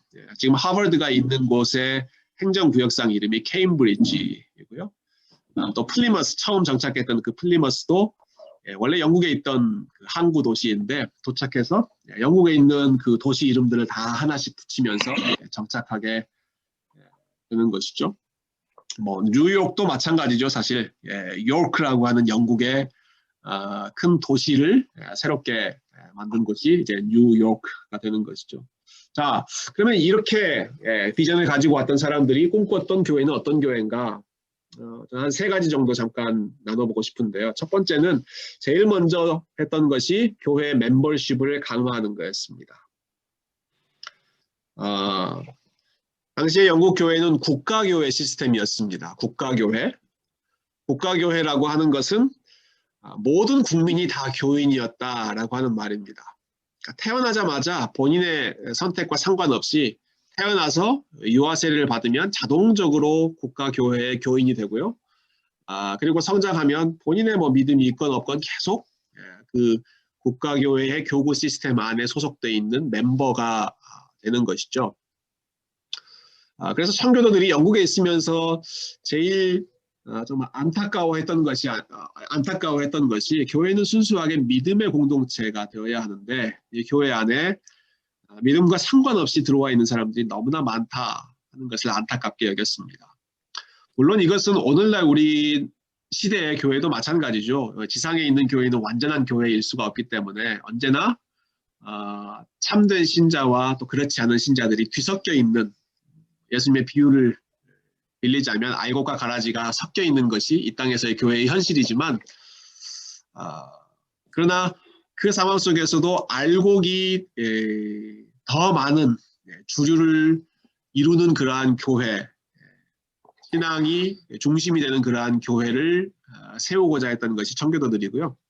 그래서 국가교회 시스템이 아니라 자발적인 교회, 스스로 내가 이 교회를 선택해서 멤버십이 되는, 우리 지금 이 시대에는 이것이 뭐 너무나 당연한 상황이지만 그 당시에는 이러한 것을 추구하는 것이 아주 위험스러운 일이었습니다. 그러나 영국을 떠나서 새로운 도시, 새로운 사회로 왔기 때문에 이런 일들을 추구해 보는 것이죠. 그래서 이것을 어떻게 그러면 구체적으로 실천해 볼 것인가? 교회 회원의 자격을 아주 엄격하게 심사했습니다. 그래서 한 교회의 회원으로 어떤 사람을 받아들일 때 반드시 체크했던 것이 그 사람에게 회심의 열매, 즉 하나님의 은혜를 받고 살아가는 구원받은 열매가 나타나 있는가, 이것을 철저하게 검증하고 그러한 열매가 있는 사람, 그러한 증거가 있는 사람만을 교회 안에 공식적인 신자로 받아들였던 것이죠. 단순히 어떠한 기독교 교리에 동의하는 정도가 아니라 하나님의 은혜, 성령님의 내적인 역사, 나의 마음을 새롭게 하는, 그래서 이걸 거듭남의 역사라고 우리가 부를 수도 있을 것 같고요. 의 역사라고 부를 수도 있을 것 같고요. 그러한 열매가 있는가 하는 것을 철저하게 이제 파악하려고 했습니다. 한 증거가 1638년 매사추세츠주에 있는 데드험이라고 하는 지역에 교회가 하나 세워지는데요. 이 데드험에 교회를 세우면서 사람들이 언약을 맺고 우리는 이런 가이드라인에 따라서 우리 교회를 세우자 이렇게 서약을 같이 하는데요. 그 내용을 보면 어떤 사람을 교회 멤버로 받아들일까 하는 부분이 설명되어 있습니다. 제가 한번 읽어볼게요. 오직 가시적인 성도, visible saints, 즉 우리가 눈으로 이 사람은 정말 성도다라고 확인할 수 있는 그런 사람만 교회의 멤버로 받아들여야 한다. 단순히 세례를 받았다거나 단순히 윤리적인 삶을 살고 있다거나 혹은 몇 가지 종교적인 의무를 수행하는 사람들이 아니라 자신의 믿음과 거룩함이 눈으로 볼 수 있게 확인된 사람들만 멤버가 되어야 한다. 단순히 기독교 신앙에 동의하는 사람이 아니라 믿음의 내면적인 역사가 있었음을 고백하고 거룩한 삶을 통하여 은혜를 선언한 사람들만이 믿음의 형제로 받아들여져야 한다. 이를 위한 우리의 절차는 다음과 같다. 어떤 사람이 교회에 들어오기를 희망할 경우 그 사람은 먼저 자신의 의사를 교회에 밝히고 하나님께서 자신의 마음 가운데 어떻게 역사하셨는지 선언해야 하며 교회는 그 사람의 영혼 가운데 진정한 믿음과 회개의 역사가 나타났는지를 확인해야 한다. 이러한 내용을 교회에 우리식으로 말하면 내규로 정하는 것이죠. 그리고 여기에 맞춰서 우리 회원들을 받아들인다. 이것을 이제 소위 뉴 잉글랜드 웨이라고 당시에 불렀습니다. 그걸 이제 회중주의적인 방식이다 이렇게 부르기도 하고요. 방금 말했던 이러한 사람들이 아주 유별난 그런 교회가 아니라 이것이 그 이후에 뉴 잉글랜드 지역에 세워지는 교회의 하나의 모델이 되어서 따라갔던 것이죠. 그 당시의 기록들을 보면 이러한 절차로 이렇게 멤버십을 줬다고 그러는데요. 먼저는 어떤 사람이 내가 어떤 교회의 멤버가 되고 싶다는 의사를 알리면 그 교회의 지도자들, 장로님들이 그 사람을 인터뷰를 합니다. 그래서 이 사람 우리 교회 회원이 되어도 좋겠다라는 판단을 하게 되면 그렇게 해서 바로 회원이 되는 것이 아니라 이 사람을 전체 회중들 앞에 세워서 혹시 이 사람에 대한 흠이나 혹은 도덕적인 결격 사항이 없는지를 회중들로부터 보고를 받게 하고 그런 스캔들이 없으면 그 다음에는 이 사람에게 후보자죠. 이 사람에게 본인이 어떻게 회심했는지 본인의 컨버전 내러티브를 말하겠습니다. 내가 예수님을 이렇게 만났다. 내가 죄인이라고 한 사실을 이렇게 깨달았다. 그리고 그 후에 내가 이러이러한 주님을 닮고자 하는 그런 삶을 살고 있다 하는 물론 완벽한 삶을 이야기하라는 것이 아니라 하나님의 은혜를 경험한 그 증거, 그러한 흔적을 이야기하게 했습니다. 우리식으로 말하면 이제 간증을 하는 것이죠, 사람들 앞에서. 그러고 나면 그 이야기를 듣고 사람들이 질문을 하고요. 질문에 대해서도 답변도 하고요. 그리고 놀라운 것은 투표를 했다고 그래요. 이 사람을 우리 교회 성도로 받아들여도 될 것인지, 이 사람이 이야기하고 있는 그 하나님의 은혜, 본인이 체험했던 것이 정말로 진정한 것으로 우리가 받아들일 수 있는지를 함께 투표하고 거기에 따라서 그 사람을 받아들이고 교인이 되도록 서약하게 하는 방식으로 한 사람을 멤버로 받아들였다.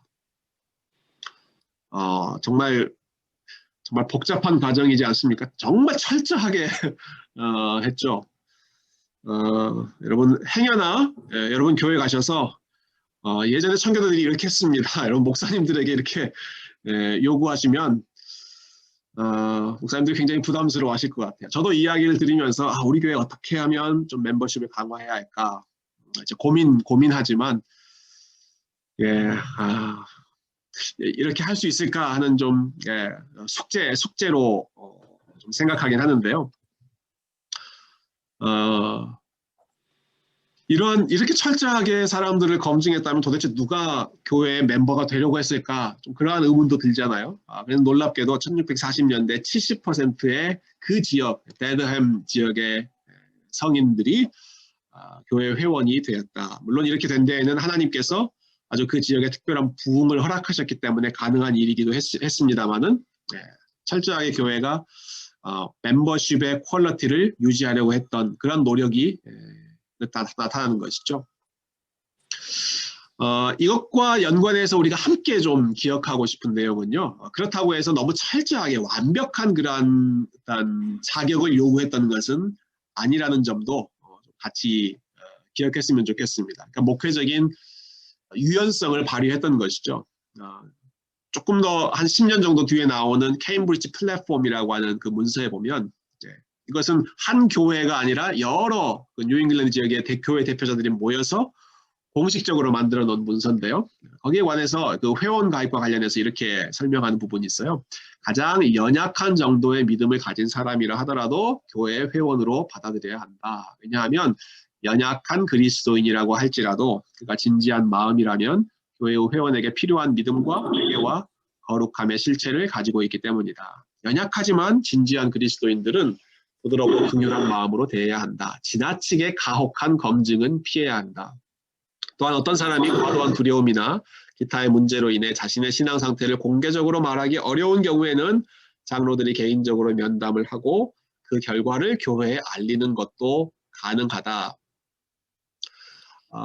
철저한 검증은 필요하지만 이것이 뭐 신상털기라든지 아니면 정말 완벽한 어떠한 신자를 받아들이려고 하는 너무 엄격한 기준을 적용하는 것이 아니라 겨자씨만한 믿음만 있어도 그 믿음이 예수님을 향한 믿음이라면 나의 죄인됨을 인정하는 그러한 믿음이라면 충분히 우리 교회의 성도로 함께 교제할 수 있는 믿음의 형제로 받아들일 수 있기 때문에 이러한 부분을 또 목회적으로 배려했던 것이죠. 한편으로는 멤버십을 강화하면서 그러나 역시 그 멤버십을 검증하는 것도 하나님의 은혜로 진행하는 그러한 모습들을 저희가 볼 수 있습니다. 이 멤버십에 대한 이슈가 그 당시에 뉴잉글랜드 교회의 아주 중요한 부분이었다라고 하는 것 기억하면 좋겠습니다. 제가 오늘 강의 첫 번째 서두에서 이 잊혀진 제자도라고 하는 책의 한 부분을 인용하면서 시작했는데요. 이 책이 원래 영어 제목은 이렇습니다. The Great Omission입니다. The Great Omission. 기억한다면 큰 게 빠졌다. 이렇게 지역할 수 있겠죠. 큰 게 빠졌다. 네, 이 제목은 달라스 윌라드 교수님이 이제 패러디를 하신 거예요. 원래 우리에게 좀 익숙한 표현은 The Great Commission이라고 하는 단어가 있죠. 지상명령이라고 하는 단어죠. 지상명령. 예수님께서 떠나실 때 제자들에게 마지막으로 맡기셨던 명령이 지상명령 The Great Commission이잖아요. 그 내용은 그러므로 너희는 가서 모든 민족을 제자로 삼아 아버지와 아들과 성령의 이름으로 세례를 베풀고 내가 너희에게 분부한 모든 것을 가르쳐 지키게 하라. 볼지어다 내가 세상 끝날까지 너희와 항상 함께 있으리라 하는 말씀, 여러분 잘 아시는 말씀입니다. 이것을 The Great Commission이라고 부르죠. 그런데 이 책의 저자는 The Great Commission 좋은데 여기에 아주 큰 게 빠져서 요즘에는 우리가 The Great Omission의 시대를 살고 있다. 도대체 뭐가 빠졌는가? 큰 게 뭐가 빠졌는가? 거기에 대한 그 대답이 제자도가 잊혀져 있고 제자도가 빠져 있다라는 것입니다. 그러니까 이분은 이런 지적들을 하시더라고요. The Great Omission. 빠진 게 뭐냐? 먼저는 The Great Commission에 보면 너희는 가서 가라라는 명령이 나오잖아요. 네, 가라는 명령 이전에 교회가 기억해야 할 명령은 주님께서 나에게 와라, 와서 나를 따르라 라고 하는 명령을 먼저 우리가 기억하고 나를 따르라라는 명령이 제자가 되라는 명령이지 않습니까? 제자가 되는 것이 제자를 삼는 일보다 먼저 선행되어야 한다. 어떤 사역 혹은 선교적인 사명보다 먼저 주님을 알고 주님과 교제하고 주님을 따라가는 제자로서의 삶이 선행되지 않은 상황에서 무슨 일을 한다거나 어떤 리더의 자리에 오른다거나 하는 것은 위험하다.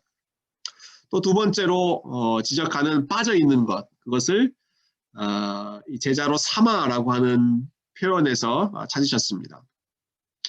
예수님께서 하신 말씀을 순서대로 보면 너희는 가서 모든 민족을 제자로 삼아 아버지와 아들과 성령의 이름으로 세례를 베풀고 이렇게 순서가 이어지잖아요. 그러니까 제자로 삼고 즉 제자가 된 사람들에게 세례를 베푸는 것 이것이 예수님께서 생각하셨던 순서인데 여러분 오늘날의 교회를 이제 지적하면서 이것이 뒤집어져서 일단 예수님을 믿겠다고 서약하면 일단 세례를 베풀고 그 다음에 이 사람들을 좀 잘 훈련해서 제자로 만들고 혹은 그 제자들 중에 또 더 잘 훈련해서 교회 리더십 일꾼으로 만들어가는 이러한 과정으로 오늘날의 교회가 가고 있지만 원래 세례를 받는 사람은 제자로 살기로 결단한 사람들을 세례를 줌으로써 이 사람들의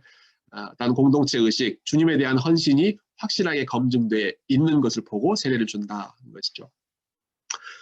초대교회도 마찬가지였는데요. 여러분 혹시 영어 제목은 The Change of Conversion이라고 하는 제목인데 한국말로는 회심의 변질이라고 하는 제목으로 좀 번역이 됐습니다. 거기도 보면 초대교회에서는 함부로 세례를 주지 않았다고 그래요.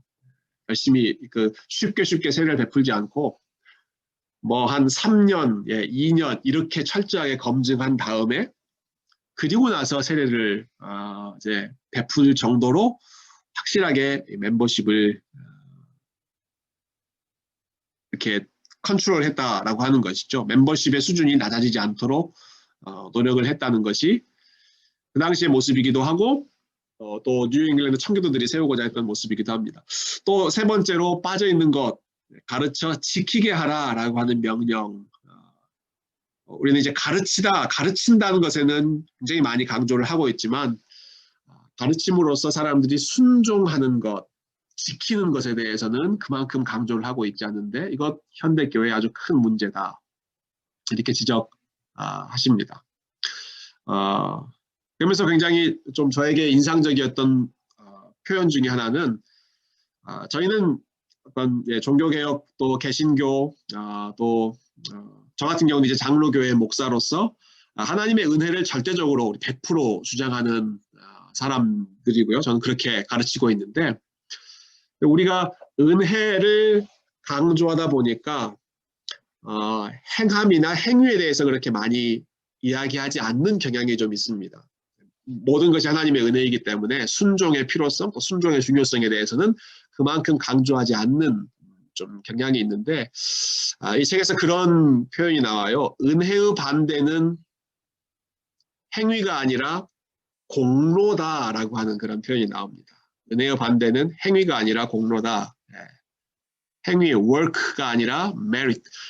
그러니까 하나님의 은혜를 받은 사람들은 어떻게 살지, 뭐 어떤 행동을 할지 거기에 대해서 무관심한 사람들이 아니라 행위가 계속해서 우리의 삶에서 중요한데 순종의 열매가 나타나야 하는데 그러나 그것을 우리의 공로로 생각하지 않는 것이 개혁주의 신학이다라는 것이죠.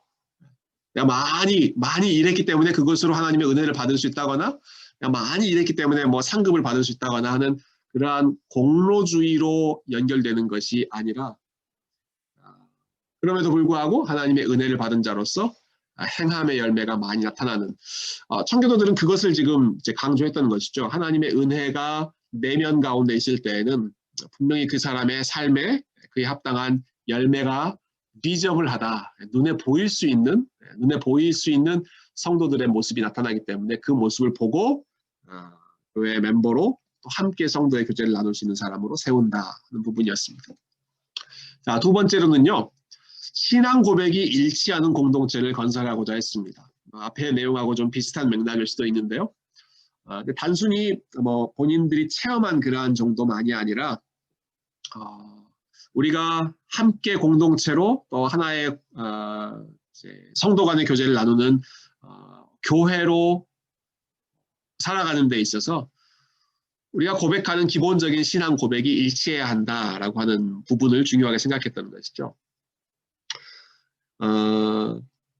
이제 청교도들이 이제 뉴잉글랜드로 오게 되었을 때 그때 이제 청교도들만 온 것이 아니라 이제 여러 그 기독교 신앙 안에 있으면서도 다양한 교단이라고 할까요? 다양한 교파들이 이제 함께 왔는데요.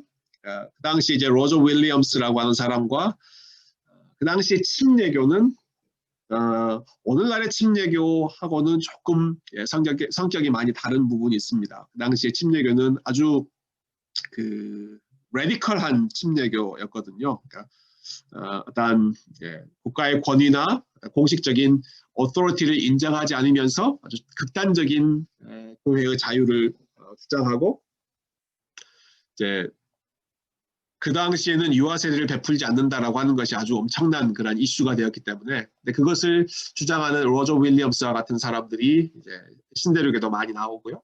퀘이커 교도들 이런 사람들은 어떤 제도로서의 교회 필요 없다. 또 성직자들, 목회자들, 풀타임 사역자들 필요 없다. 모든 사람들이 다 그 종교개혁가들이 말했던 만인 사제주의를 극단으로 적용했던 사람들이 또 퀘이커들이죠. 이 사람들은 뭐 설교 준비하지 않고 그냥 모여서 그 순간에 성령께서 감동시키면 그 자리에서 아무나 설교하고 간증하고 그런 식으로 예배를 이제 했던 사람들인데 이런 사람들도 이제 들어오기 시작하고요.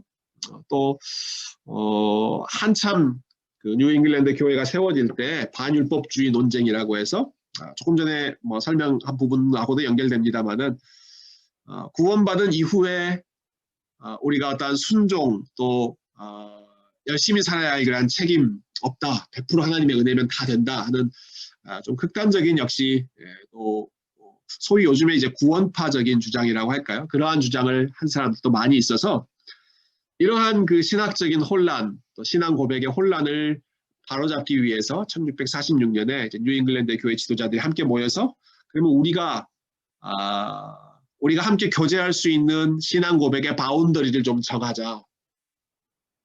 공식적인 교리, 공식적인 신앙 고백을 정리하는 그러한 모임을 개최합니다.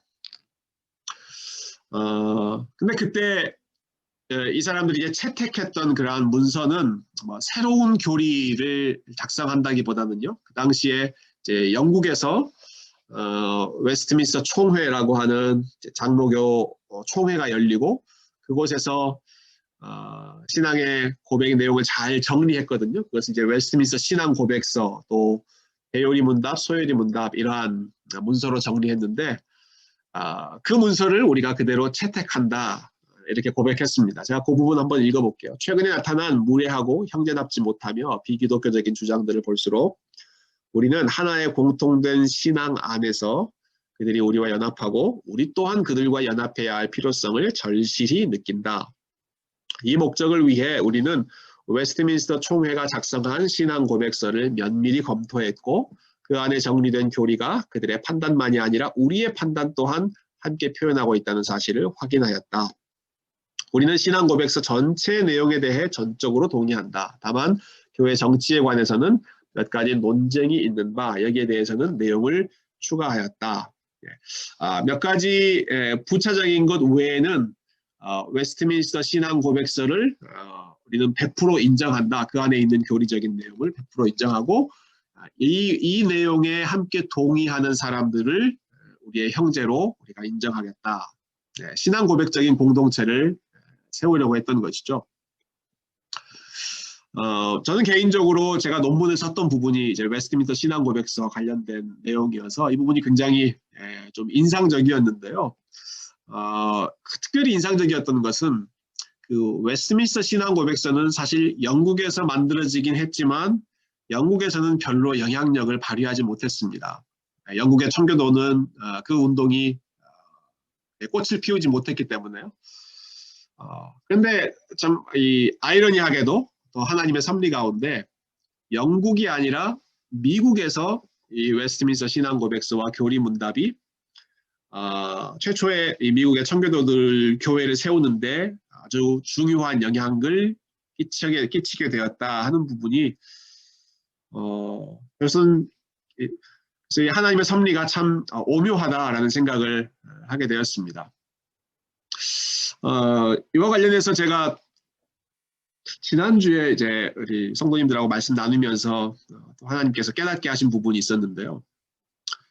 다니엘 1장에 보면 저희 교회가 이제 생명의 삶으로 말씀 묵상하는데 토요일 본문이 이제 다니엘 1장이더라고요.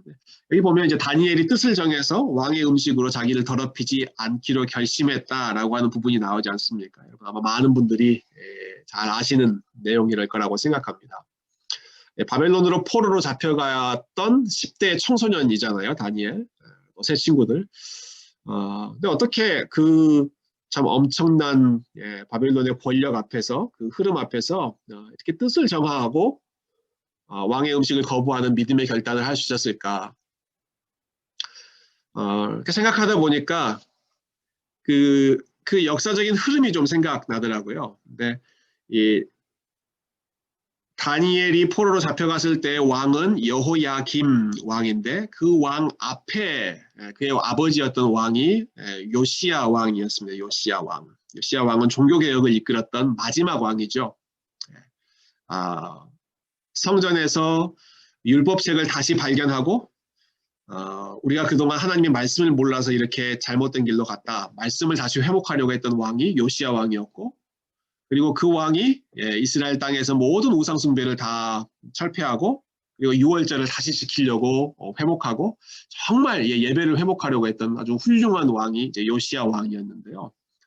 근데 요시야 왕이 그렇게 종교개혁을 추진했지만 그 다음 아들 때 여호야김 왕, 시드기야 왕 이때 예루살렘은 결국 멸망하게 되죠. 요시야 왕의 종교개혁이 예루살렘의 멸망을 막지는 못했습니다.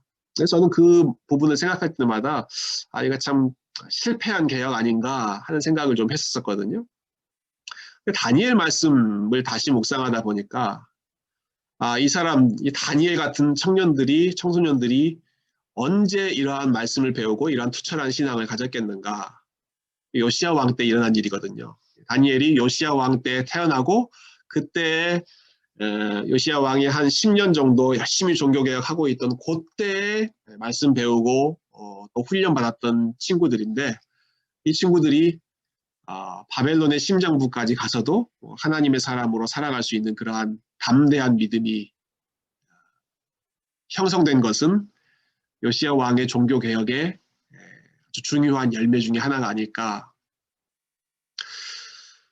그렇게 본다면 요시야 왕의 개혁이 예루살렘 멸망을 막지는 못했지만 그러나 그의 개혁의 열매가 다니엘과 세 친구 바벨론의 심장부에 가서도 하나님의 사람, 하나님의 뜻을 이루며 순종하며 살 수 있는 그러한 믿음의 장부들을 길러냈다는 점에서 저는 요시야의 종교개혁이 결코 헛되지 않았구나 하는 것을 좀 생각하는 계기가 됐습니다.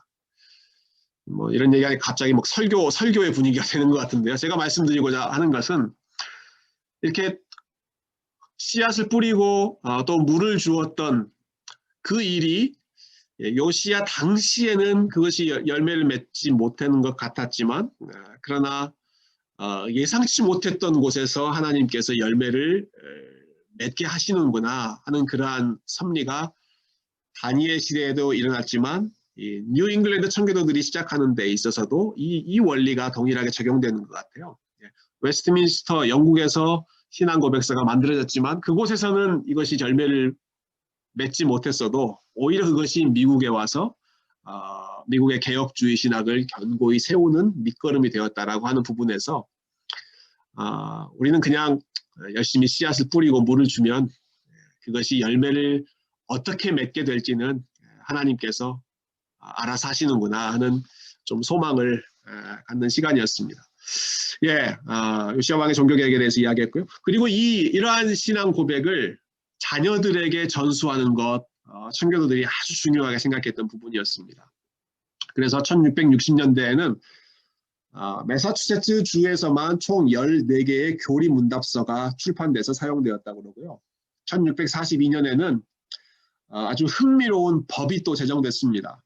자녀들에게 글을 가르치는 것, 가장이 반드시 해야 하는 일로 법으로 제정을 했습니다. 글을 가르치는 목적은 성경을 읽을 수 있어야 되고 교리문답을 읽고 이해할 수 있어야 되기 때문에 반드시 자녀들에게 길을 가르치라는 것이죠. 1648년에는 역시 자녀들을 위한 교리문답을 각 가정에서 가장이 철저하게 하도록 신앙의 기본적인 내용을 가정에서 가르치도록 의무화하는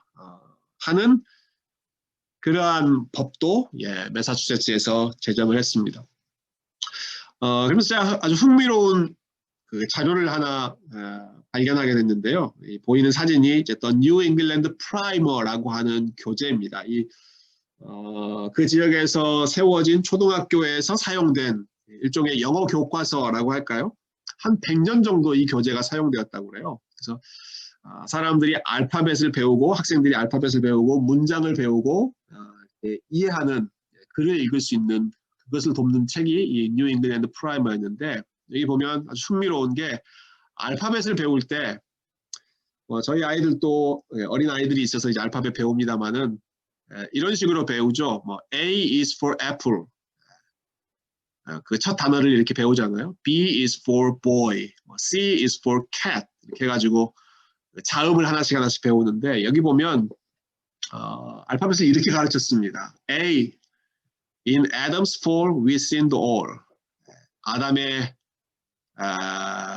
아담 때문에 아담 안에서 우리가 다 죄를 범했다. B. Heaven to find the Bible mine.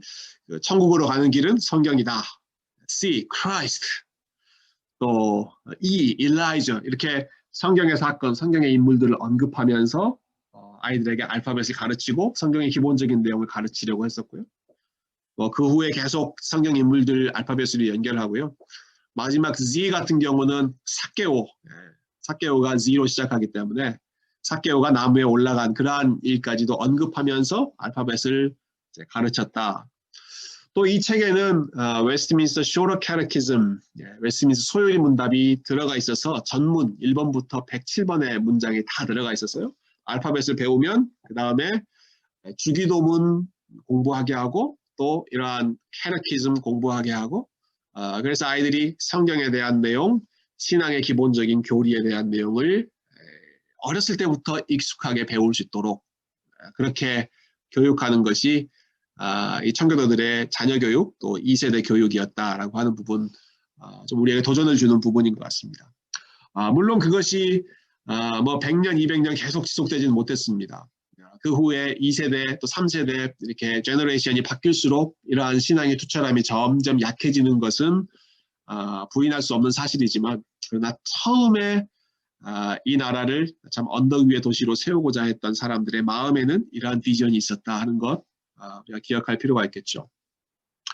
마지막으로 뉴잉글랜드 청교도의 교회 정치 잠깐 살펴보면요. 교회의 머리는 누구인가 하는 부분 영국 교회는 처음 종교개혁이 시작될 때부터 왕이 교회의 머리로 공식적으로 선언되어 있었거든요. 청교도들은 왕이 교회의 머리가 아니라 오직 그리스도만 교회의 머리이시다 하는 것 철저하게 주장했고요. 그래서 정치와 교회가 아주 엄격하게 분리되도록 즉 왕이 교회의 일에 관여하지 못하고 그리고 교회의 지도자들이 왕의 일, 세속적인 그러한 정치에 대입하지 못하도록 이 둘 사이에 정교회 분리를 철저하게 시도했던 사람들이었습니다.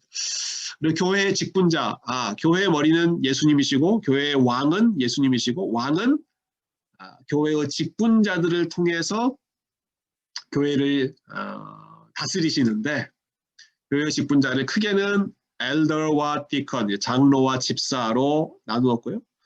근데 그 좀 더 세분하면 장로 안에 세 가지 직분, 목사와 교사와 치리장로. 목사와 교사는 이제 나중에 통합되죠. 그래서 목사와 장로라고 하는 두 가지 구분되어 있는 장로를 이야기하고 디컨 중에는 집사와 아주 흥미로운 게 우리 한국식으로 말하면 권사의 직분에 해당하는 여성 리더십을 함께 언급하고 있습니다. 그래서 그 부분을 제가 좀 인용해 봤는데요. 주님께서는 나이 많은 과부를 세우셔서 교회 안에서 아픈 자들을 돌보고 그들에게 안식처를 제공하며 그와 비슷한 다른 필요를 채우는 사역을 맡기셨다. 저는 권사라고 하는 제도가 한국만의 좀 독특한 제도라고 생각했었거든요. 그런데 사실 보면 초대교회에도 이러한 그 제도, 이러한 직분들 또 사용한 흔적들이 있고요. 이 뉴 잉글랜드 철치에서도 이런 부분들을 또 세워서 여성들이 사역할 수 있는 기회를 주었다 하는 부분도 좀 기억할 수 있는 좋은 인사이트가 되는 것 같습니다. 교회의 자율이라고 하는 것 이미 지금 뭐 말씀드린 것 같고요. 이러한 교회가 국가의 간섭을 받지 않으면서 신앙 공동체로서 온전히 사역할 수 있는 그러한 자유를 추구했습니다.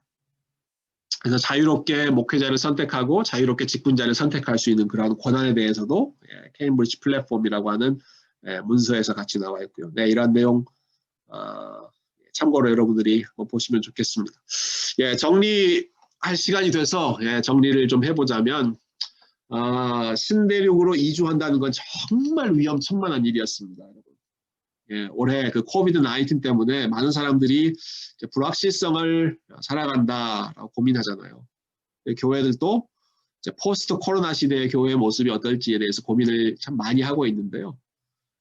우리가 포스트 코로나에 대해서 걱정하고 또 고민하고 좀 염려하는 것보다 글쎄요 몇 배 더 엄청나게 큰 불확실성이 대서양을 건너야 했던 청교도들에게 있었습니다. 그리고 그들이 도착하자마자 직면했던 위험들이 어마어마했었고요. 그러나 그러한 위험을 감수하면서까지 그들이 지키고자 했던 것은 순수한 교회, 또 순수한 신앙 고백, 말씀 중심의 신앙 고백, 또 말씀 중심의 순수한 예배, 이러한 공동체를 세우고자 그 엄청난 희생과 또 어려움을 감수하면서 결단했던 것이죠. 그리고 하나님께서는 그들의 결단 가운데 또 역사하셔서 한 시대를 또 새로운 시대를 열어나가는 중요한 도구로 이 뉴 잉글랜드 청교도들을 사용하셨다. 이건 하나님의 좀 귀한 섭리의 결과라고 생각합니다. 각 시대 때마다 하나님께 사용하시는 그러한 도구들이 있었던 것이죠. 그래서 청교도 정신이란 무엇인가에 대해서 좀 생각해 본다면 저는 좀 글쎄요 좀 딴지를 거는 답변이라고 할까요? 과연 청교도 정신이라고 하는 것을 우리가 뭐 부를 수 있겠는가 하는 생각을 좀 해봅니다. 이게 무슨 말이냐면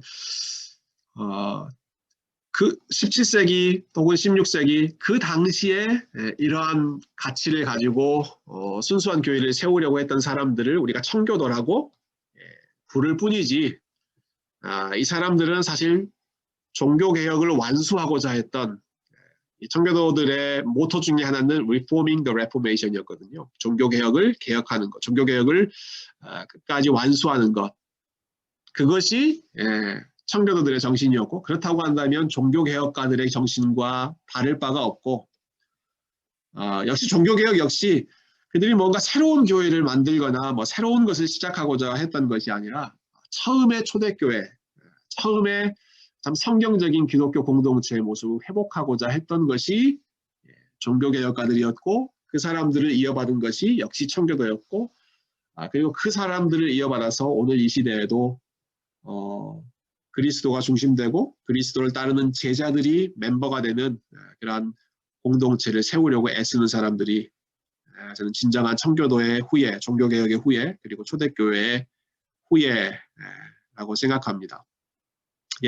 이러한 근거, 이러한 기반 위에서 미국의 여러 가지 뭐 정치 또 교회 이러한 부분들이 형성되어 나갔고 또 우리가 그 근거 위에 있다는 것을 좀 기억하면서 이 시대에도 저와 여러분이 건강한 교회를 심지어 코로나 시대에도 우리가 그 교회의 본질, 신앙의 본질을 잃어버리지 않는 그런 저와 여러분 모두가 되기를 바라는 마음으로 부족한 강의를 마치도록 하겠습니다. 감사합니다.